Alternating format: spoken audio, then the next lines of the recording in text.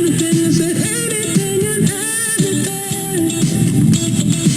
La la la, join us to talk about everything and anything.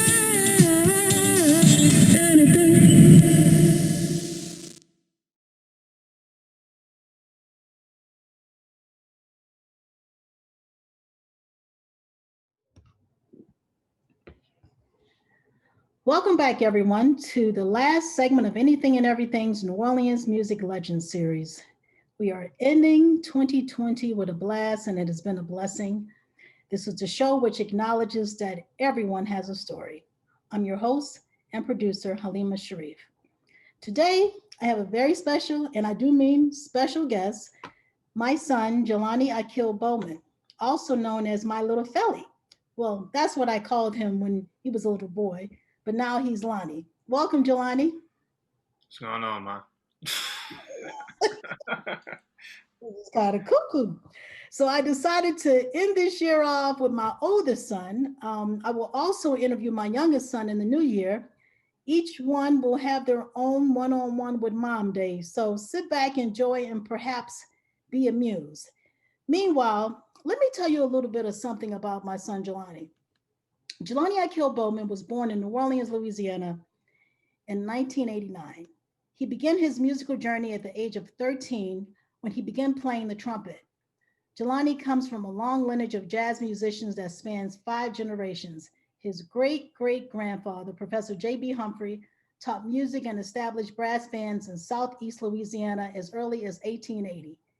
Jelani's grandfather, my father, the renowned trumpeter Emory Humphrey Thompson Umar Sharif, performed with such musicians as Lionel Hampton, Fletcher Henderson, and Ella Fitzgerald. Jelani's enriched training and passion led him to being accepted into one of the country's top performing arts high schools, the New Orleans Center for Creative Arts, NOCA, which is known for developing some of the world's top musicians such as Wynton Marsalis, Branford Marsalis, and Terence Blanchard. At NOCA, Jelani studied with legendary jazz educator Alvin Batiste. After attending NOCA, Jelani attended Frank Sinatra School of the Arts in New York and later received a scholarship to Berklee College of Music in Boston, Massachusetts. Graduating with a BS in professional music in May 2011, in May of 2013, Jelani received his Master's of Music and Jazz Studies from Michigan State University under the direction of world-renowned bassist Rodney Whitaker. In January of 2011, Jelani performed for the Boston Music of Fine Arts with his quartet in a musical performance that presented traditional jazz works and featured an original jazz composition inspired by a Fresh Ink 10 takes on Chinese tradition. Jelani has also performed with his uncle Jamil Sharif, my brother, at the 2010 New Orleans Jazz and Heritage Festival, as well as performed at various venues in New York City, such as the Jazz Standard and Lincoln Center's Alice Tully Hall. In 2009, Jelani was a National Foundation and Advancements for the Arts Regional Award winner for jazz trumpet in the state of New York. Jelani has also performed at the Domaine 4J Jazz Festival in St. Irene, Quebec, Canada, and the Detroit International Jazz Festival. In spring 2011, he traveled to Italy with the Berklee Global Jazz Institute under the direction of pianist Danilo Perez, and in May 2013, he traveled to Banff Center Jazz Workshop in Banff, Alberta, Canada, to work with such people as Vijay Iyer, Esperanza Spalding, Ambrose Akinmusiri, Greg Osby, and Ravi Coltrane. In 2014, Jelani performed with his own music group in Mercedes, Uruguay, at the Jazz a la Calle Music Festival. In 2016, he performed at the Madison Square Garden for the 2016 MTV Video Music Awards with pop star Rihanna.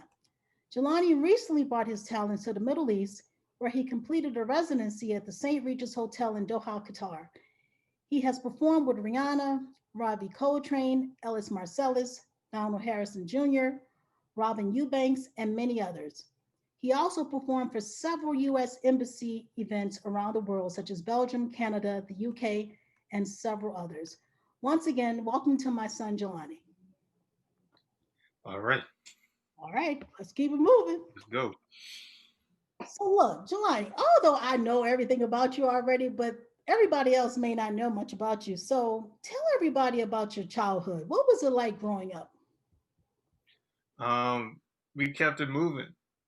Um, let me see. I mean, my earliest memories go back to when I was like 2 or 3 years old, when when Grandma and Grandpa was still around, and we were all living in New Orleans East, and I'm seeing my Uncle Jamil, my cousins, and Jell and Saudi and Auntie Leila, and the family just being one really tight knit unit, and being around all the having all those intergenerational relationships, um, and as I, and that was that's like some of my most vivid early memories, like that energy, that community energy, uh, going to the masjid, the New Orleans masjid, and that's located uptown.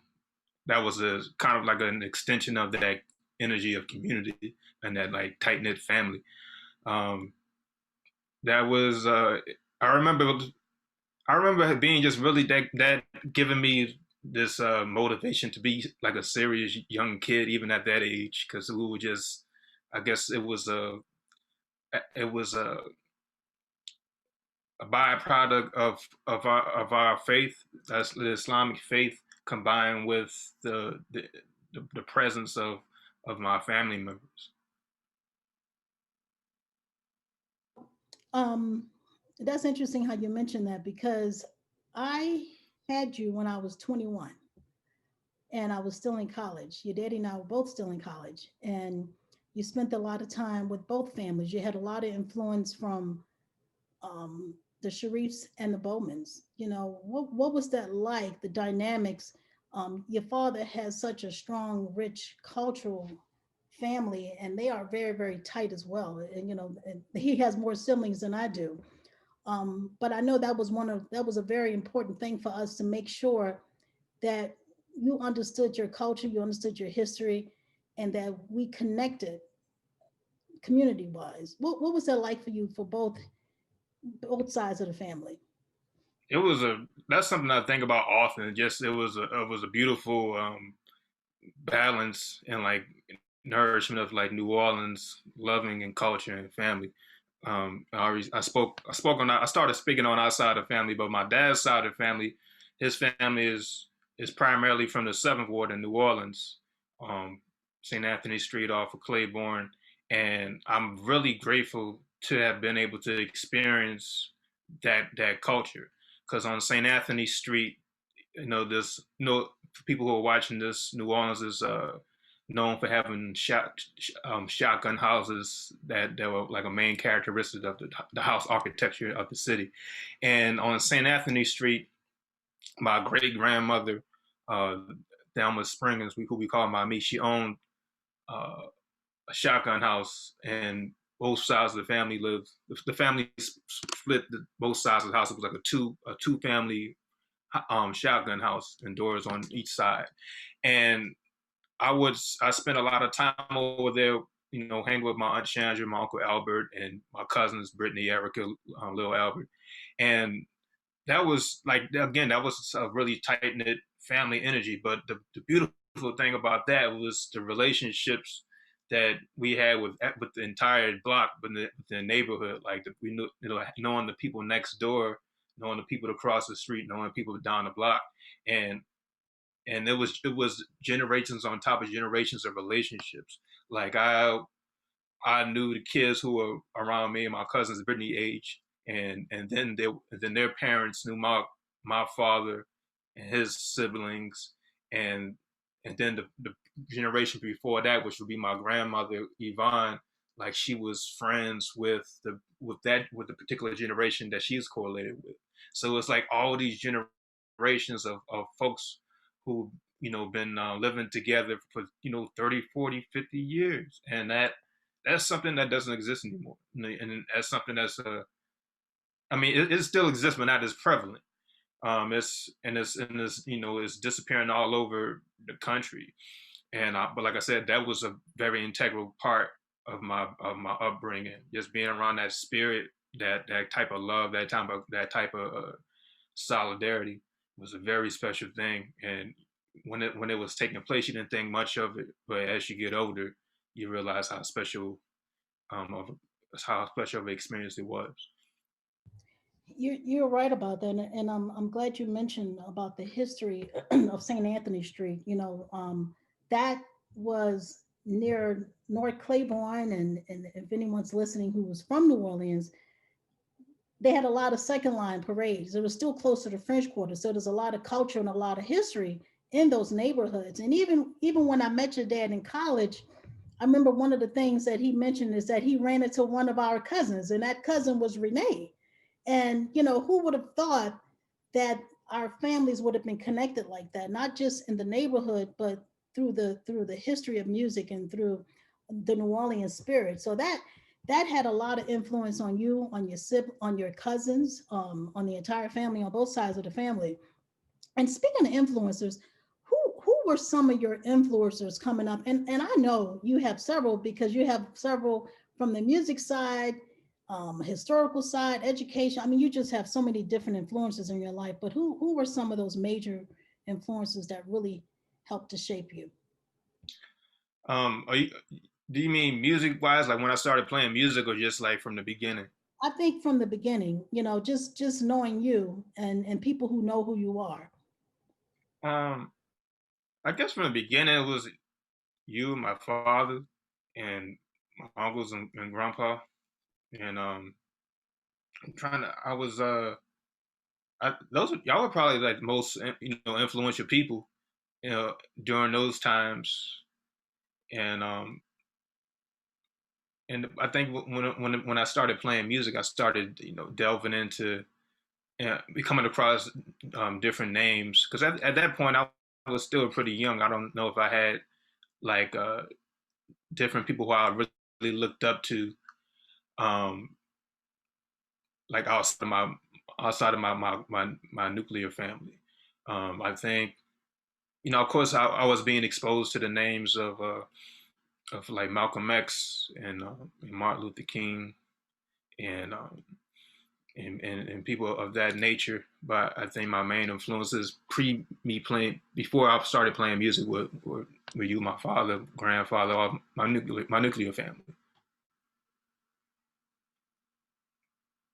When did you realize you wanted to be an artist? Take us through that music journey, childhood, teen, and now as an adult. All right, so my grandfather, your father, he gave me a trumpet when I was 5 years old, and I vividly remember that. It was a brass trumpet, and he gave it to me one day, and he was like, "This is a trumpet, and don't put penny in it, or don't put anything in it because you don't want anything to get stuck." And the first thing I did was put something down the bell, and yeah, so that was my first exposure to the trumpet, and it's really for a moment I forgot about that, but it's pretty interesting that he planted the seed because at that time I didn't really take the trumpet seriously. Like I remember having it, and we lived on the West Bank, and I would be outside, blowing nonsense on top of your car hood, but I didn't know what I was doing, and after a while, the interest just faded away. And then when we moved to New York in '99, I had interest in playing music in the school band when I was in fifth grade, but the music teacher wouldn't let me join because at the time I didn't read music, and she said the only way I'll be allowed in the band is if I read music. Well, so that didn't happen. And when we lived in Atlanta for that period, I started having an interest in playing the trumpet, but it didn't really come into fruition. And then one day my dad just picked me up and just went to the old music store World Lines. They bought me a trumpet. I didn't even ask for. He just bought it for me, and then from there, it was just like, all right, this is what I'm going to do. And I didn't really think like it just like I don't really remember like that conscious moment when I was like, I'm going to be a musician. I'm going to be an artist. It just kind of felt once I got that trumpet, like this was what my life, this was going to be my life path.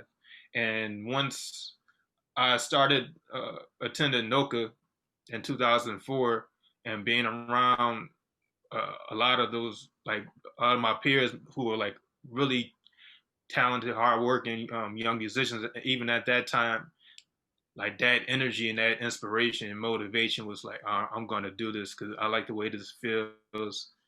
This is because at that before that I was I was a real quiet, shy kid who didn't really get out a lot, and I was I was able to communicate and socialize with adults and everything. But when it came to kids and young people of my age range, it was kind of a struggle for me, and music helped open me up so much. And especially once I got to NOCA and I was around students who I found to be in a similar path as mine, that's what really motivated me to want to continue on that path. I agree with you. I think Noka did bring out a lot in you, and you're right. You were a very shy kid. We used to have a hard time trying to get you to go outside and play. You love to read, which is nothing wrong with reading. I wish more children would read more now. It's so important. But you spent a lot of time reading and learning and asking a lot of questions. And then I noticed you used to watch PBS a lot.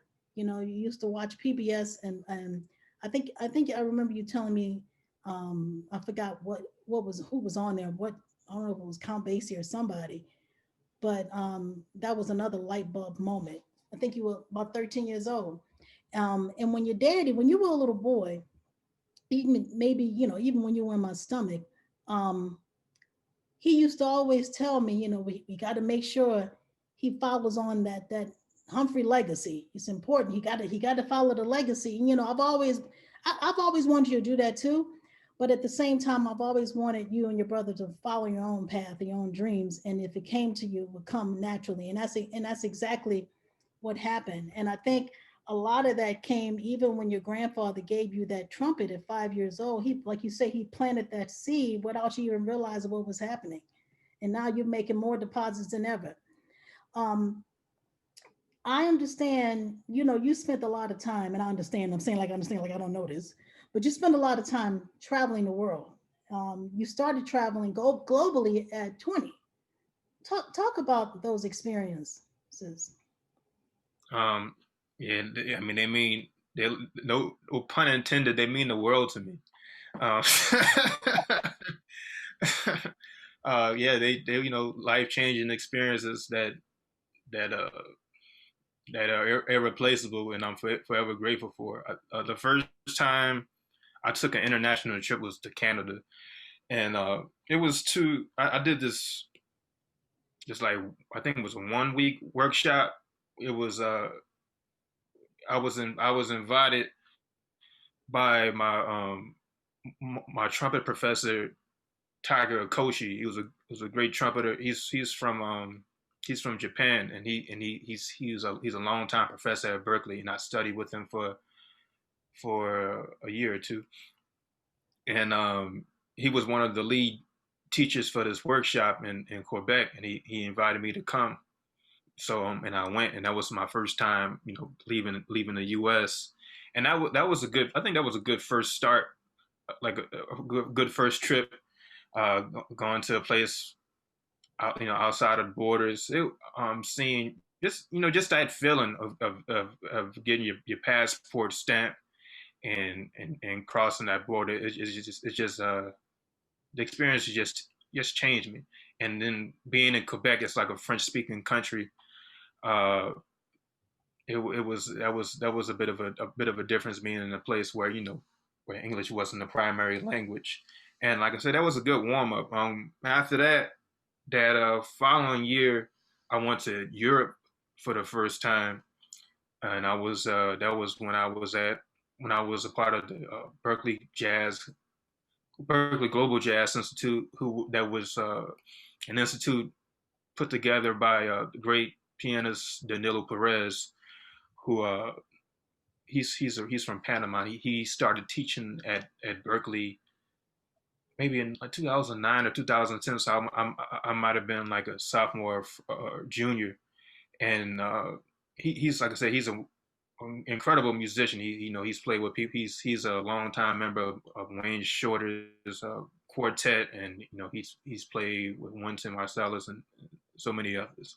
And I auditioned to get into the institute, and there were two ensembles, and the ensemble I was in, we took a trip to Italy, and we stayed for about a week and we participated in some workshops, and we did a performance in Siena, Italy, and that was great. Cause that was my first time like going overseas this time, not just going. Not I was leaving the continent and building relationships with people in other parts of the world. Been creating new friendships with people from from other places that I never traveled to.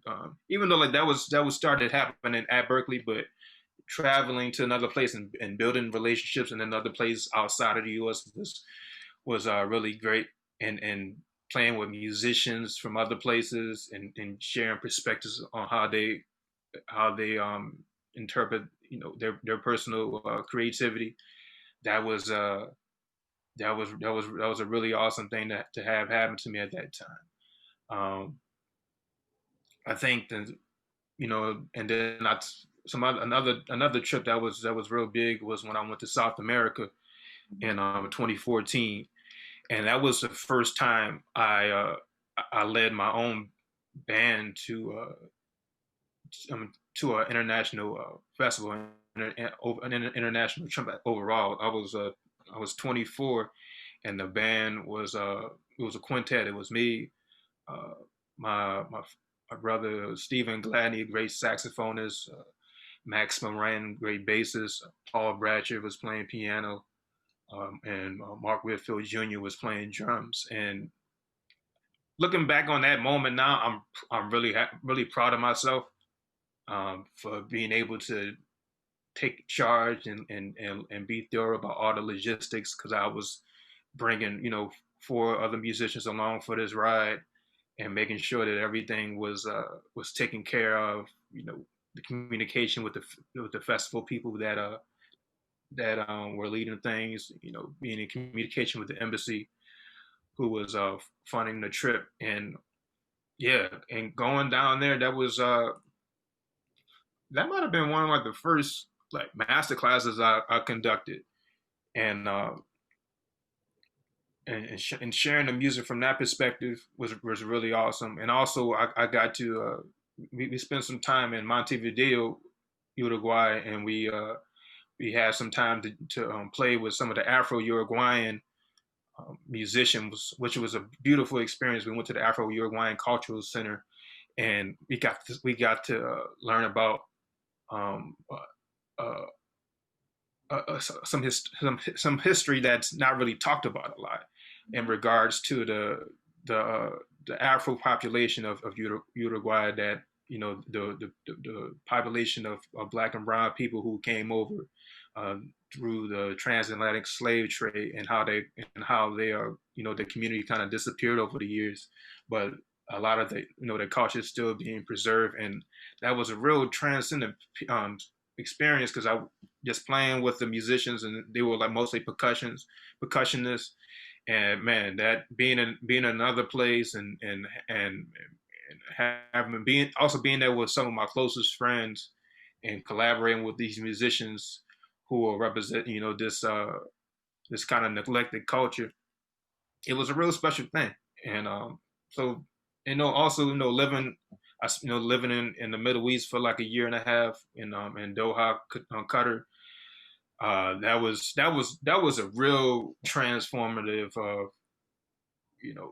occurrence for many reasons. Just before traveling to different places, it's one thing, which is important, but living in another country, I mean, this, it's like it's a whole nother dimension, because you're actually a part of the place. You build routines. You develop different habits, and you get used to another way of life that may be very contrasting from life in the U.S. And so basically, like, a lot of my international experiences have they made the world smaller for me. And I don't a lot of things that maybe, I might have thought as bizarre or just unrealistic in regards to life decisions I might have that I'm life decisions that I may make now versus life decisions I might have made, I would have thought about 10 years ago, or the way I would perceive those life decisions now. 10 years ago I might have thought of myself as, crazy, but now I don't. Those decisions make sense to me based on my experiences, just based on the way I've seen people live, and it's really gave me a chance to redevelop my values, what this life is about. The endless possibilities that this lifetime possesses. It's so much. I don't. It's hard to stop. That's a whole book right there. Well, you said something on Instagram, and you said this to me when you pulled a row your boat gently down the stream. Life is but a dream.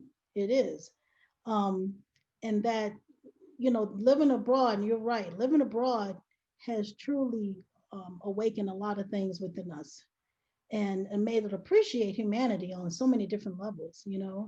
And you just realize we're human just like everybody else. We're not better than anyone else. No one else is better than us, and we all in this together. And our perspective on life is different depending on where you are. But you really, like you said, traveling is one thing, but living there, it just really opens up your mind. Something your father told you, I think you shared with me. He gave you a book, and what did you say? Jelani, always have perspective. Oh yeah, Yeah. yeah. And so I think that's important. And it has shaped you. The I'm sitting here, there's a lot that we can talk about simply because you're my child, but because you have such a profound love of history. I understand you love to teach in addition to perform. So tell everybody about your global experiences, Jelani, the teacher, the educator, and artist. What are some of your most profound moments? And some of that stuff you harped on, but expound on it a little bit more. Um, yeah. Teaching is an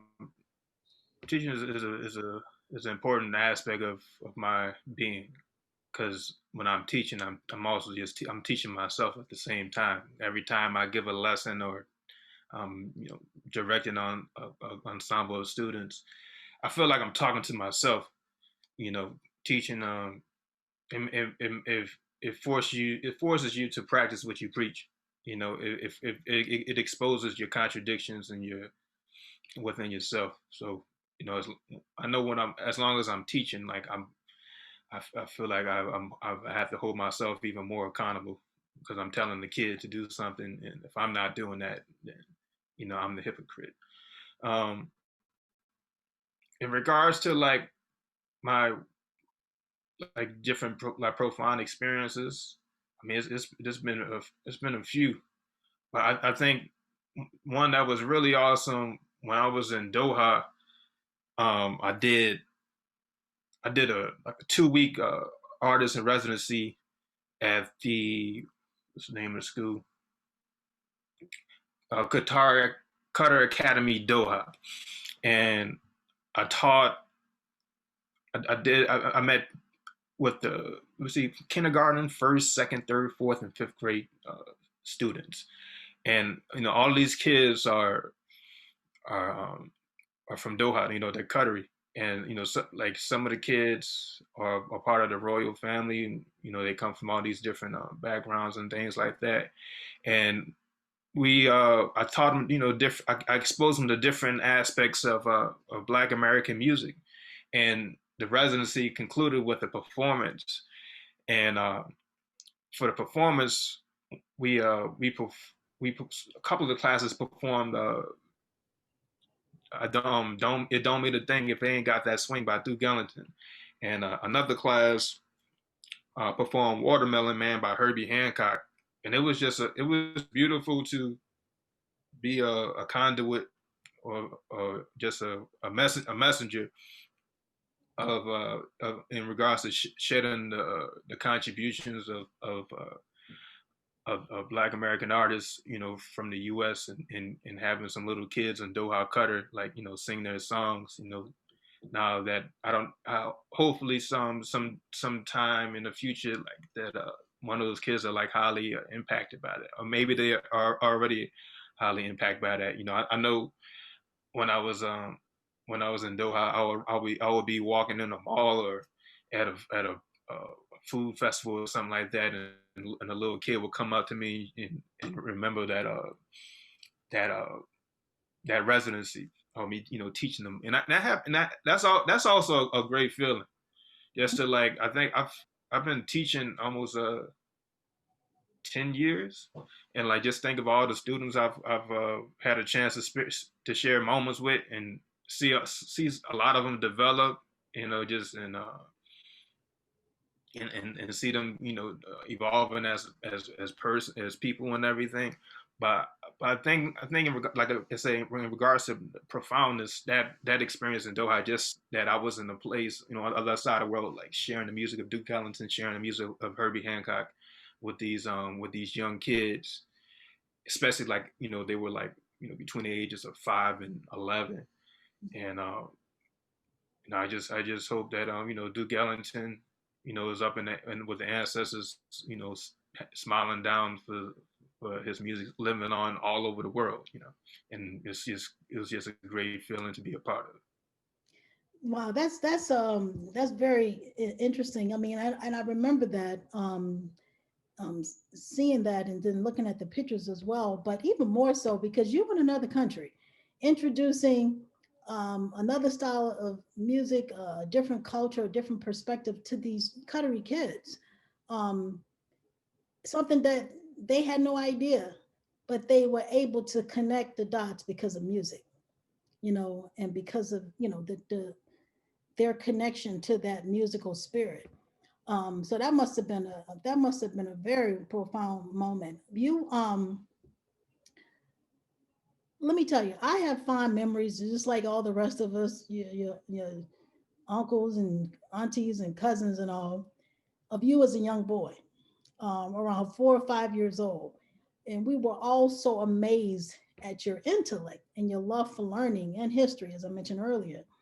Um, I know you have heard this story before, but I'll share it with the audience. When your daddy and I were looking for a name for you, um, we wanted to make sure that it resonated with our thinking as far as African American people connect with our ancestors and our culture, and especially considering his family, my family, and you were surrounded around some wise people. My mom and dad were born in the 20s, and there aren't too many um, young men and women who can say their grandparents were the age that your grandparents were, and that they were born in the 20s. So you were surrounded by wisdom on both sides of the family. So the name Jelani means mighty.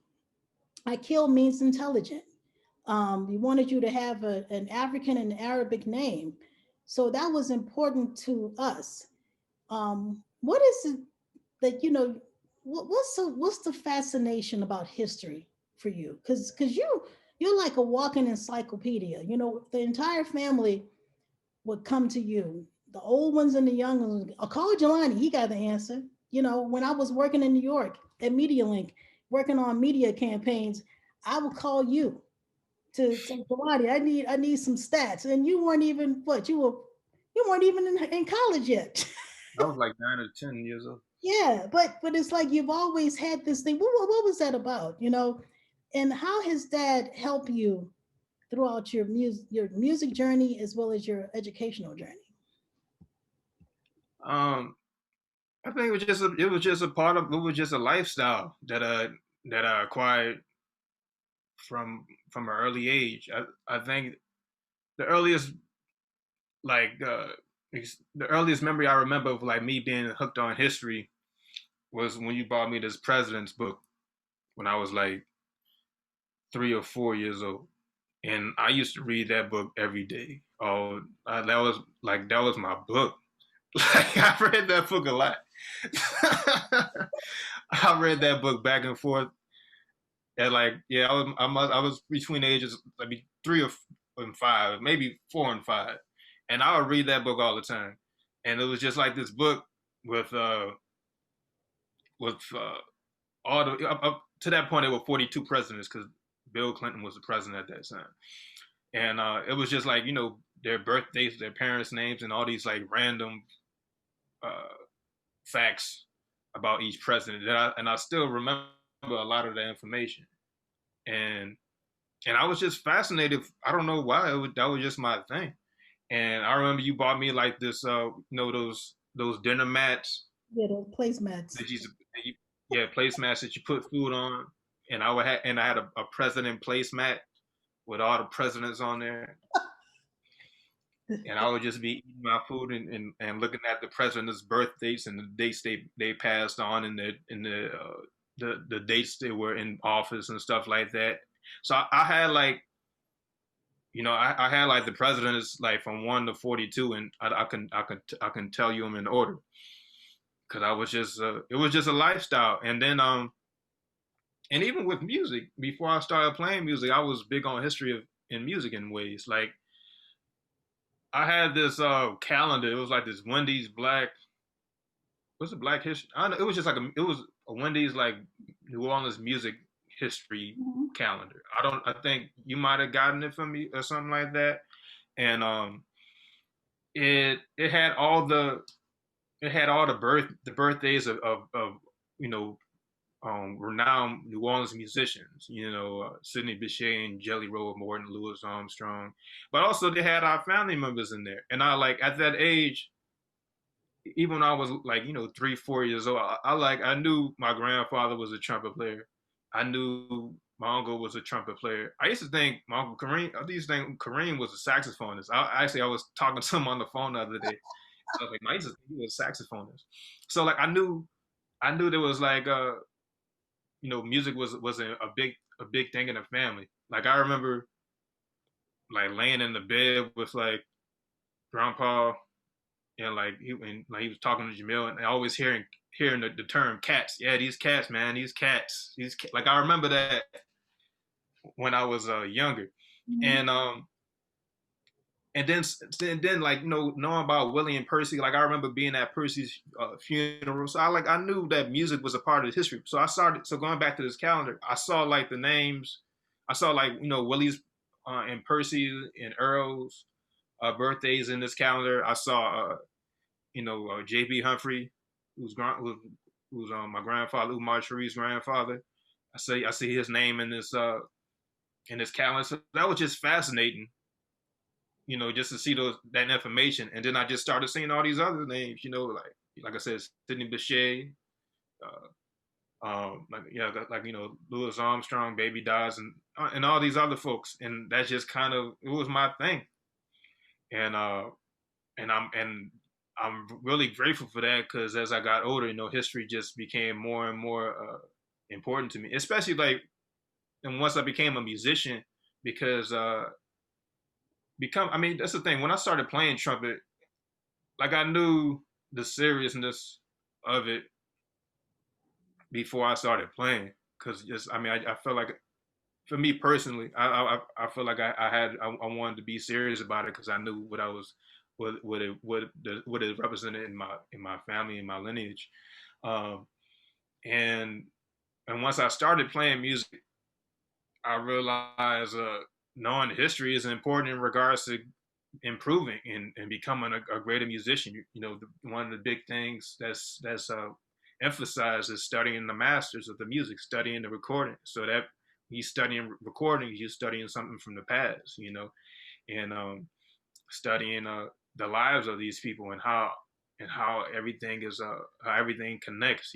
How John Coltrane is connected to Charlie Parker, who's connected to the Lester Young, who's connected to Louis. Like figuring out the story. So like me being so interested in history when I was a little kid, going into music, it it was just second nature.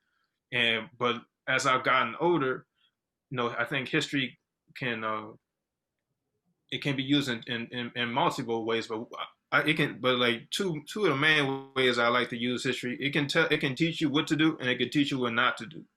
So I look at history and not just when it comes to like studying the recordings and the musical sides of things, but just like the different decisions people made, and understanding the social climate that was in existence during those times, and realizing that people were making decisions based on the social climate, and I have to be cognizant of that, and knowing that I'm in 2020 and I can't be thinking about I shouldn't be thinking the same way as somebody from 1940. As I shouldn't be thinking the same way as somebody from 1950. It's a whole different ball game.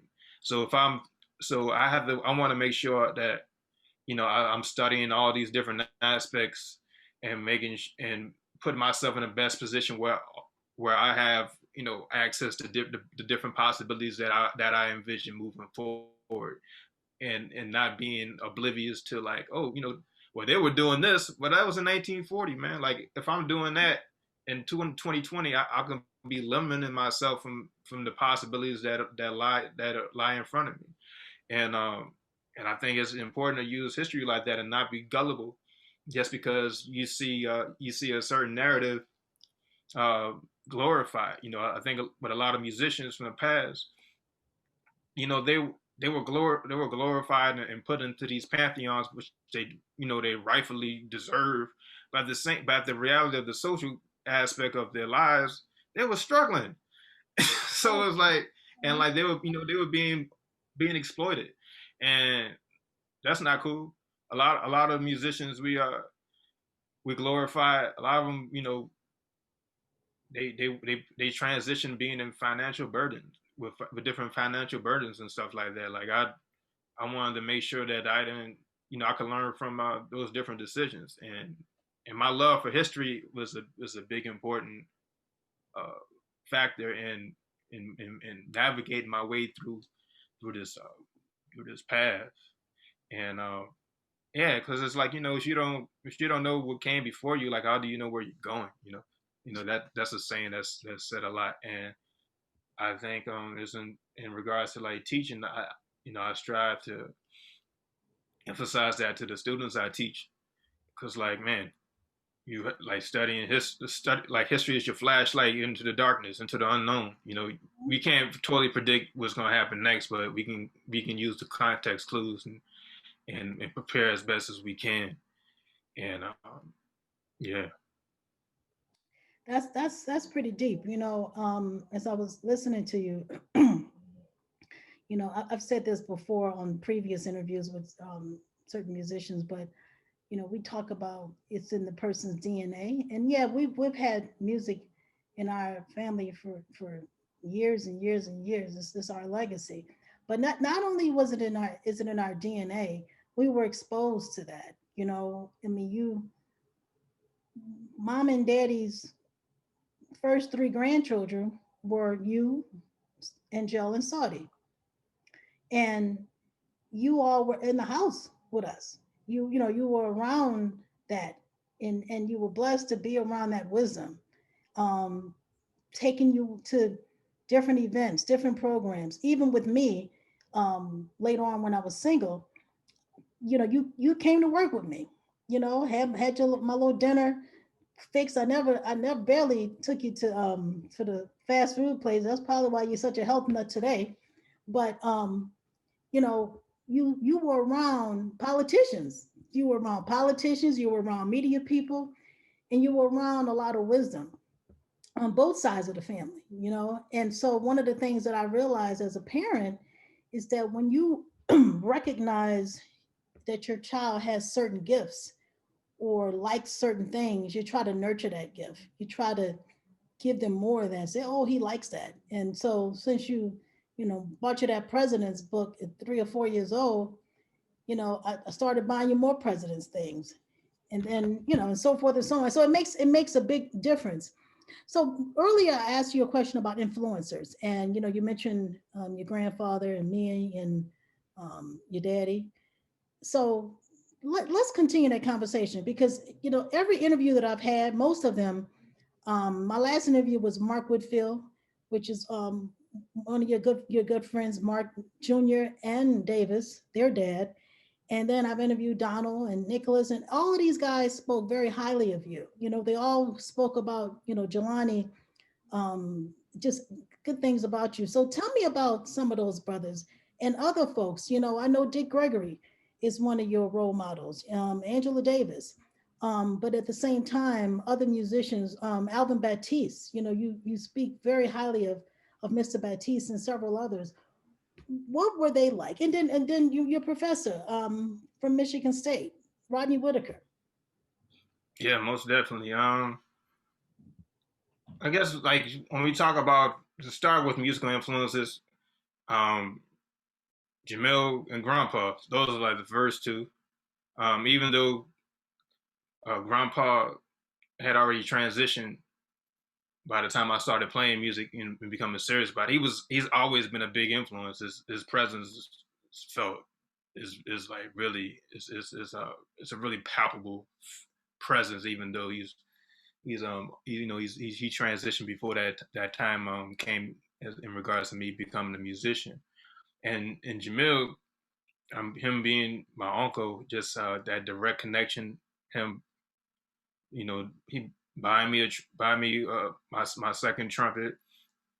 Um, just him, just always showing, giving all the love, all the guidance, unconditionally.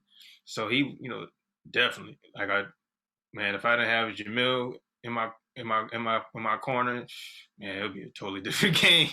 Just all the insight that that he was able to give me, when it came to music and business, it's heavy.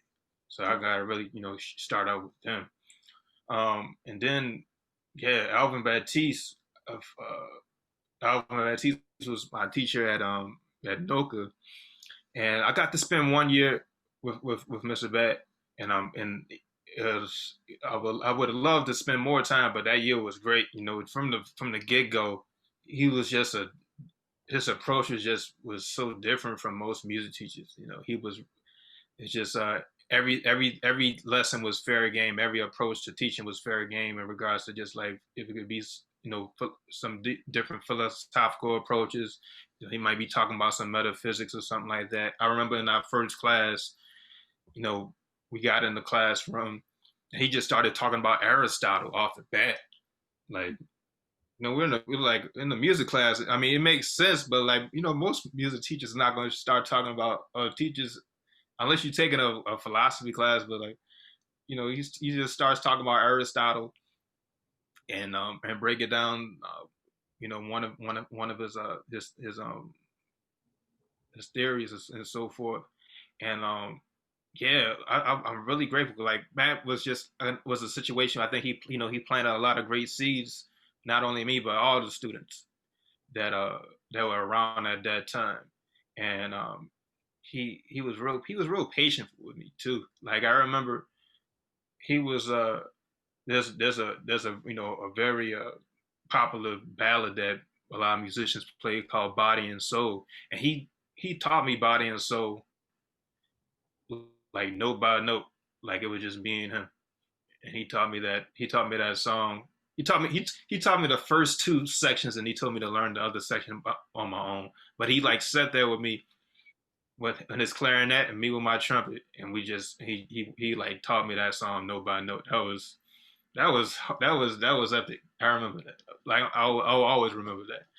And so yeah, Alvin, and just being an incredible musician and just his unique approach to teaching, and like you think about all the different musicians he's impacted, and how many great musicians are a part of that lineage, that he helped create. So yeah, Alvin Batiste, he's one of the greatest musicians of all time. Period. Like you listen to his music, it's on levels that most people are not capable of reaching. Period. He might, I feel like musicians definitely know about him I mean, and there's a lot of he had a lot of fans and listeners and everything. But of course, I feel like in the mainstream industry, people don't talk about Alvin Batiste a lot. But he was amazing. He covered uncharted territory. He reached uncharted territory in regards to music, and that's just facts. So I was really grateful to be have him as a teacher. You know, as a 14-year-old, 15-year-old. You know, that was that's pretty special. Um, in regards to Donald, and Donald, I first met Donald, I think in like 2007. But Donald, you know, Donald Harrison is someone I've always known about before I started playing music. You know, Right. like him and Terrence Blanchard and Wynton. You know, Eric. Those are just names I was familiar with even before I started playing music. But like, I first met him. I remember. I said it wasn't 2007. It was actually it was like in New York, because he did a he was like a special guest at Juilliard, and I used to hang out at Juilliard a lot when I was in high school in New York with Jonathan Batiste, and I would hang at performances and rehearsals all the time and stuff. And one night, Donald was a special guest, and I met him there. And then in 2007, I connected with him again at Snug Harbor in New Orleans, and he was always he was man he's somebody else I feel like has been really patient with me. He I remember sitting in with him, you know, at Snug Harbor during this time of year actually. Like he usually does like a Christmas holiday kind of like night at Snug Harbor, just like, you know, a performance, an annual performance around this time of year. And you know, he would let the young musicians come and sit in on the last tune of the set. You know, he might play Hey Pocket Way or something like that. And I felt like every time I played, it was just a struggle. And but every you know, it was just like it was really intense for me. And but like I grew so much from each time I was able to sit in with him, and then also like not only, you know, building rapport with him in New Orleans, but also in New York. You know, I would he his band was comprised of some of my closest friends. You know, Joe Dyson, who's a phenomenal drummer, Max Moran and Conan Pappas. They were longtime members of his band. So I would go and see them perform at, you know, different places in New York, and when we were in college in Boston. And he would also come up to Boston and, you know, do master classes in Berkeley. And I've always he's always been a great source of inspiration, because I've always been amazed by his fluidity in regards to all the different styles of music, and how he's very fluid in all the languages, and he's taken the time to be really diligent and dedicated to figuring it out, and how he dedicated his life uh, to performing with as many masters as possible that he was able to come across. You know, he's played with so many people, Yes, he like has. so many like Harold the Revere music, great masters of the music, Art Blakey, Miles Davis, Dexter Gordon, Roy. Like the list is crazy. And for him, you know, he's such a giving person. He's another one who's amazing teaching us, and has a has an amazing body of work in regards to his students. Um, it's just man, I just always learn something from him, and I'm always grateful that you know, he's always giving in regards to sharing information and everything. And I can't say enough about him. Mark Whitfield, he was like a musical uncle. Like when we moved back to New York when I was a teenager, I first met him at the Jazz Standard in 2006, because it's like you were saying, his sons Mark Woodfield Jr. and Davis were a part of the program, and they became like my brothers. We all like it's like a big family. I would, you know, I would go by his house, you know, many weekends, and hang out in New Jersey and just be a part of the hang, and again just sitting in with him being very patient and giving with the information and showing a lot of love, just treating me as if, well, I was a part of the family, and just spirit. You know, that was like the real important thing about all these people I'm talking about. The spirit they were able to share that gave a even more in-depth meaning to what this culture is about. You know, everybody had their piece of the culture, of the spirit to share with others. And when I think about uh, Alvin Batiste and Donald and Mark Whitfield, you know, he's a part of that. You know, I can just think about the numerous number of occasions I spent time with him in New York, and you know, playing with him on his set, and learning his music. And man, I wouldn't be who I am today without those experiences. And same with Rodney Whitaker. Um, I went to I did 2 years at Michigan State for my master's, and that was 2011 to 2013. And Rodney Whitaker was somebody who I was familiar with, but I never met him. You know, prior to me going to Michigan State, and once I once I got there and I was you know in his presence, I realized how influential of an individual he was, and you know in the culture, in the music, and he just such a wise person. You know, aside from being just an incredible musician and just a, you know, a super well informed individual, he has like he's like one of those super old souls that you can talk to anything with him. You know, you can talk about anything with him, and you feel like he was there. Like I remember we were on a trip. We were playing somewhere in Michigan. We used to do all these high school performances. You know, visiting high schools in the state of Michigan. And he was talking about, you know, JFK, and you would think he was around. He wasn't even born during those times, but he was like the way he would talk about you know this certain topics. You know, he it was convincing enough to make you believe that he was there. You know, but yeah, you know, so many influences. You know him, and Nicholas Payton, and Winston, Ralph Peterson Jr. It's so many. Like that's there's so many different individuals I can name. We can be here all night. You know, Mark Carey, man, so many people who have been real patient and just giving and motivated me to be my best self, and to do what they've done for me, and pass that along to others. You know. That's the joy of being in from New Orleans, but at the same time, even the different places that we've lived, your village has followed you, Yeah. and have had a major impact on your life. Let's go back to Daddy, to my daddy, your grandfather. Okay, and I know you were very young, um, you know, leading up to his transition.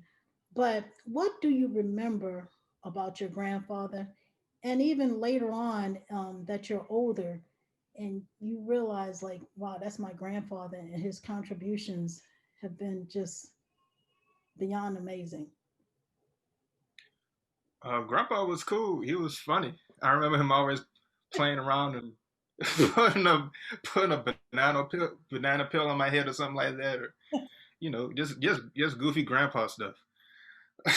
But you know, and yes, he was just grandpa. He was just cool. You know, like asking for a glass of water. He was just like he was just that that that he was just a grandpa. Um, and but it was beautiful when he gave me the trumpet, and like you know, I always remember him showing me teaching me some of the fingerings for the trumpet, and I still, even though I wasn't playing music for that, you know, up until I was 13, I still remember the fingerings for some of the notes, even before I started playing. Just from that, I remember that it was one day he was just like he was explaining to me what a musical staff was, how it's 5 lines and 4 spaces, and Mhm. he was telling me the different fingerings for the trumpet and stuff like that. And I remember that even though I wasn't playing, that always stuck with me. So he was man, he was just chill. You know, he was cool, and I think, and I always knew he was a great musician. I remember the one time I really remember seeing him play was at the Humphrey Family Reunion in '98, and man, it was I wish I could really have a more vivid memory of what he was playing, but I remember the spirit, that feeling, like it was like, man, it was a serious moment. that, and it was a historical moment. Like it was just like that spirit was in the house that night when he started playing. Like it was deep. Um, but as I got older, once I became a musician, and started dedicating my life to music and understanding how to play and learning more, I see, like grandpa was one of the great trumpet players from New Orleans, and not just New Orleans, but just period. This cat was one of the greats, and the more people I met, a lot of the older folks and people and musicians in New Orleans, they really made that apparent. They made that known to me, in regards when I was if I would speak to somebody, when I met like Roy Haynes, or speaking to Benny Golson, or even when I was speaking like Alvin Batiste, and of course when I spoke with Ellis Marcellus, uh, folks of that echelon of respect, like they always gave high praise to Grandpa, and I was like, man, this cat must have been bad, you know. And then just hearing about stories about him, uh, playing with Lionel Hampton in the, I guess it was probably like the early '50s, with being in the band with people like Quincy Jones and Clifford Brown, and Gigi Grice, and Art Farmer, all these different legends, and also just hearing that story about uh, that time Dizzy Gillespie came to New Orleans, I believe, like in the early '80s, and he told my Uncle Kareem that, man, when your grandfather played, everybody else put their horn down and was just quiet, and that was said by Dizzy Gillespie, who was like the architect of like the modern trumpet.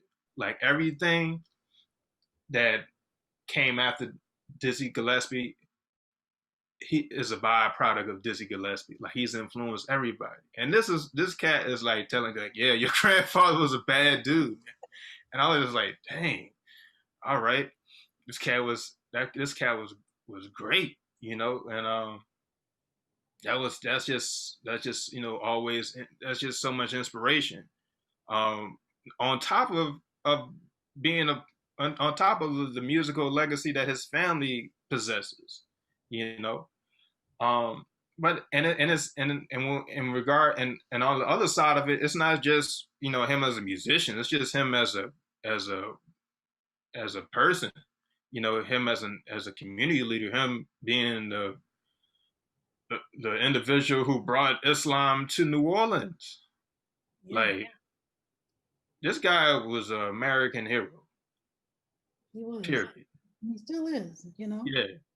His he is an American hero that has changed so many lives and impacted the world in ways we may not understand for another 20, 30, 40 years. And I'm really grateful for Umar Sharif, and like he's definitely guided me through this journey, even though he's on to the next dimension. But he's been guiding me the whole time, and like I said, like the energy is very palpable, and man, I'm truly grateful I for agree. him. I agree. And him and Mama, your grandmother, had some major impact on our lives as their children, and on the community, and the Muslim community. And just to clarify that, he opened the first temple in New Orleans, and he introduced Islam to the African Americans during that time, because he Right, converted to Islam in 1954, and he was sent by the Honorable Elijah Muhammad to be one of the ministers, like Brother Malcolm was sent. So he had one heck of an impact on Islam, on the community, on the music scene, and on our family and other people who he had adopted into into our family, and that truly has been a part of our foundation. Your foundation, my foundation, your brother's foundation, all of us. So, Jelani, talk to me about your time in New York. And, we talked about musical influencers earlier, but talk to me about that time in New York and some of the folks that really made an impact on you. Yes. So we got back to New York when I was 15, and at that time I had only been playing trumpet 2 years, and I was going to Frank Sinatra, and one of the first people who played a big part of me developing and was a great big brother, and just a giving with his information and time was Jonathan Batiste. Um, I remember first. I mean, the first time I saw John was when I was in high school in New Orleans at NOCA, but I reconnected with him in New York. He was performing like for a recital at Juilliard, and I went up to him and spoke to him, and then he just we stayed in touch, and I just started hanging with him a lot, going to different performances with him, showing up his gigs. He would let me sit in and just hang. I would uh, stay overnight at his house on weekends and just be a part of the hang. That was such a beautiful experience of being a part of the hang. The New York scene, the New York hang, the New York music hang during that time. And that's something I look back on now and see how much the New York scene has changed and evolved back, in comparison to like 2005, 2006. It's like a whole new landscape. And hanging with John, I was able to meet a lot of other great musicians who were his peers, and some of the older musicians. Another great big brother of mine is Marcus Gilmore, who's a phenomenal drummer, who's actually the grandson of Roy Haynes, and is the special connection with between me and Marcus is our grandfathers played together, like him, like Roy Haynes and and Grandpa. They played together on Louis Russell's big band in like 1946 or something like that. And on top of that, like his, and Jalen Sardi lived next door to Marcus's his mom and his uncle. So it was just like Right. really interesting alignment.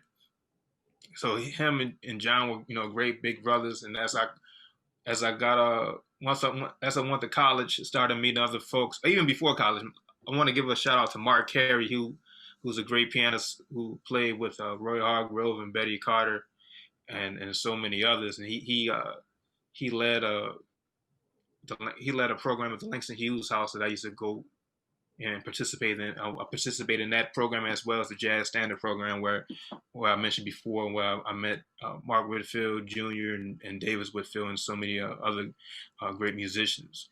And when I was in college at Berkeley, I would still come to New York a lot.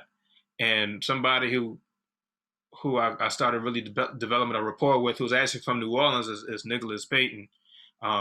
Nicholas Payton he's man. I mean, he's everybody's hero, and definitely one of my heroes. He's like, for me, he's one of the greatest musicians in the history of music, and he really he's just man. I can't stop using this term. Just giving with information and his time, not to me, but just for so many others, and his whole philosophy on how to define um, the music of our ancestors and our predecessors had a big influence on the way I went about my journey in defining black and understanding that it's important to make sure that the contributors of this music gets all the credit that they deserve, and not to have higher establishments um, uh, erase those stories, omit those contributions, because that's connected to my love of history. And so I want to, Nicholas Payton is somebody who played a great role in just my development, inspiration, and just being someone who always looked out. And other musicians such as Ralph Peterson, who was one of my professors at Berkeley, who was man, his spirit from the time I met him was just infectious, and always showing love and giving me advice in regards to what's the next thing to move on. So there were a lot of great musicians who I was able to come across, build rapport with, and those are like a lot of them became lifelong friendships and relationships overall. Man, those are some serious names. I mean, you came full circle and you're still going. They're still a part of your development and growth. So that's some serious history. Sure. So Jelani, what would you say? What you working on right now? What's on the horizon? 2021 is going to be the year I release music to the world. That's You one. know, I've been patient about that for a while, and I feel that this is definitely the time. So just be on the lookout for music that's going to be available to experience coming from me. And I'm pretty sure some other beautiful things are going to happen as well that lie in the unknown. But that's for sure. I'm working on putting out new music in 2021. We'll be looking out for it. And as you always say, universal prosperity. And Yeah, I always say, keep it we moving. can't lose in this life. It's all victory, all wins. Exactly. So what advice would you give students, people, men, women, young? I mean, you 30, you just made 31, so you still young. What advice would you give anybody? Uh, be honest with yourself. Always reassess what you believe in as you change. Be open. Have fun in this lifetime. You gotta enjoy this lifetime, no matter what no matter the circumstances that are present in front of you at whatever moment you're at. It's so much is possible here, and I feel like I'm learning that life goes by faster and faster, and you're gonna feel pretty bad that you spent your whole life being afraid to do something, and then you get to the point where like it's about to be over, and you be like, "Dang, I spent this whole time being worried and being afraid. I'm out of time." So make your time count and have fun and enjoy this dream called life. But that's quick and simple. Enjoy this thing called life. Well, everyone, y'all heard him. You heard Jelani say, "Enjoy this thing called life." I want to thank you, Jelani, for joining us, joining your mama for the last show for the year 2020. We've had our challenges this year, but as I always say, with much difficulty come relief. This has been actually a great year. It's been a blessing. My prayers and support go out to those who have experienced the loss of loved ones. And I pray that they continue to move on and be healed. I love and appreciate you, son.